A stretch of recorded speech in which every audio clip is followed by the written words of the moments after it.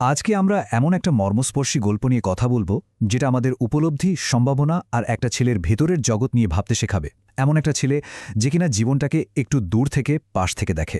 তো চলুন এই অসাধারণ গল্পটা শুরু করা যাক। গল্পের একেবারে শুরুতেই দেখুন একটা গভীর কথা বলা হচ্ছে। রং ভিন্ন হলেও ফুল কিন্তু একই থাকে। এই একটা লাইনই যেন পুরো গল্পের সুরটা ঠিক করে দেয়, আমাদের মনকে তৈরি করে একটা অন্যরকম যাত্রার জন্য।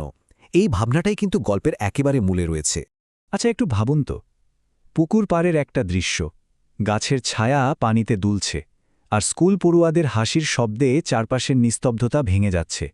ঠিক এখানেই আমাদের গল্পের শুরু, যেখানে একটা ছেলে চুপচাপ বসে সবকিছু দেখছে। ওকে সবাই দেখতে পায়, কিন্তু ওকে নিয়ে কেউ সেভাবে ভাবে না। ছেলেটার এই একাকিত্বটা এখানে খুব পরিষ্কারভাবে ফুটে উঠেছে, তাই না? সে সবার মাঝে থেকেও কেমন যেন একা। আর এই যে কথাটা, তার জীবনটা বাঁধা ছিল চাকার সাথে, এটা কিন্তু শুধু তার শারীরিক সীমাবদ্ধতার কথা বলছে না, বরং তার মনের অবস্থাকেও তুলে ধরছে। এই যে তুলনাটা, এটা কিন্তু খুব স্পষ্ট, তাই না? একদিকে দেখুন ছাত্রছাত্রীদের জীবন, হাসি, গল্প, চোখে ভবিষ্যতের কত স্বপ্ন। আর অন্যদিকে ওই ছেলেটার শান্ত, একদম চুপচাপ দুনিয়াটা, যেখানে শুধু না পাওয়া ইচ্ছেগুলো ঘুরে বেড়ায়। এই যে দুটো ছবির পার্থক্য, এটাই কিন্তু গল্পের একেবারে কেন্দ্রে। চলুন এবার আমরা ছেলেটার বাইরের দুনিয়া থেকে একটু সরে এসে ওর ভেতরের দুনিয়ায় উকি দিই। ওর মনের গভীরে কি কি স্বপ্ন, কি কি ইচ্ছে লুকিয়ে আছে তা জানার চেষ্টা করি। এই স্বপ্নগুলো জানলেই কিন্তু ওর চরিত্রটাকে আমরা আরও ভালোভাবে বুঝতে পারব। এই প্রশ্নটা আমাদের সরাসরি ছেলেটার মনের ভেতরে নিয়ে যায়। কি নিয়ে স্বপ্ন দেখত সে? তার স্বপ্নগুলো কি খুব বড় কিছু ছিল, নাকি একদম সাধারণ? চলুন তো দেখি। দেখুন ওর স্বপ্নগুলো কতটা সাধারণ আর চেনা।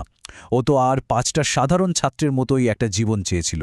এই ছোট্ট ছোট্ট ইচ্ছেগুলোই ওর পরিস্থিতিটাকে আরও বেশি করুণ, আরও মর্মস্পর্শী করে তোলে। ও আসলে আর কিছুই চায়নি, শুধু স্বাভাবিক হতে চেয়েছিল। এই একটা কথাই ওর ভেতরের সব কষ্ট আর আক্ষেপকে প্রকাশ করে দেয়। ও ভাবত যে ওর এই শারীরিক অবস্থাই হয়তো ওকে বড় স্বপ্ন দেখতে দিচ্ছে না, ওকে আটকে রেখেছে।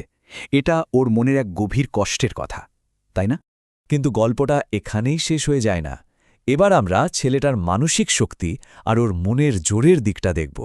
ও কিভাবে ওর প্রতিদিনের জীবনে একটা গভীর অর্থ খুঁজে নিয়েছিল, সেটা কিন্তু সত্যিই অসাধারণ।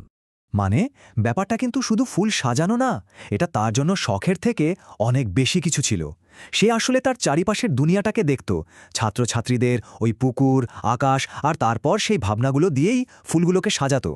সে লাল আর গোলাপি ফুলগুলো যত্ন করে মেলাতো, আর এর মধ্যে দিয়েই একটা গভীর সত্যকে বোঝার চেষ্টা করত।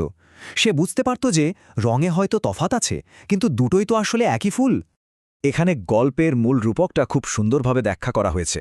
ছেলেটার এই কাজটা, এই ফুল সাজানো, এটাই গল্পের আসল বার্তাটা আমাদের কাছে পৌঁছে দেয়। ও বোঝাতে চেয়েছে যে বাইরে থেকে আমাদের দেখতে যেমনই লাগুক না কেন, মানুষ হিসেবে আমরা আসলে সবাই এক। এবার আমরা গল্পের শেষের দিকে চলে এসেছি। এই গল্পটা আসলে স্বপ্ন আর সম্ভাবনা নিয়ে এমন এক সত্যি কথা বলে, যা আমাদের সবার জীবনের জন্যই প্রযোজ্য।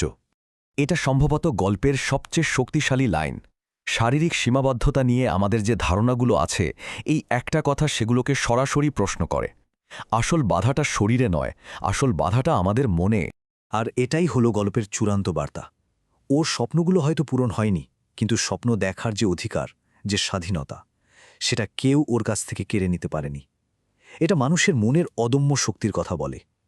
পরিস্থিতি যাই হোক, স্বপ্ন দেখার ক্ষমতা কেউ কখনো কেড়ে নিতে পারে না। আমরা এই আলোচনাটা একটা গভীর প্রশ্ন দিয়ে শেষ করছি। এই গল্পটা আমাদের মনে করিয়ে দেয় যে আসল সম্ভাবনা কিন্তু শারীরিক ক্ষমতা দিয়ে মাপা যায় না।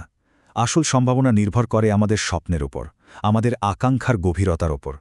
ভাবার মতো একটা প্রশ্ন, তাই না?